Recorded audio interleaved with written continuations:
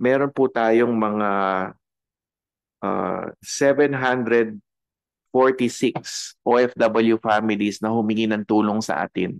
Ibig sabihin, tumawag sila sa helpline natin, humingi ng tulong at pinahanap yung kanilang mahal sa buhay.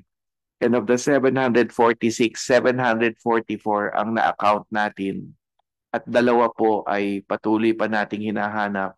Humihingi tayo ng tulong sa Israeli Defense Forces. Meron pong apat na nasawi.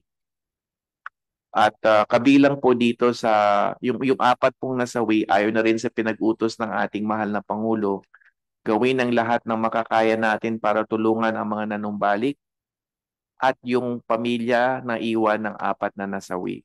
Kaya't nakatutok po tayo together with Administrator Arnel Ignacio at ang OWA sa pagtulong sa pamilya ng apat na nasawi. Isang ehemplo lang po ng pagtulong ay yung uh, nakiusap yung mga pamilya nila na hanapan ng trabaho yung mga mahal sa buhay. Ilang mahal sa buhay ng mga nasawi.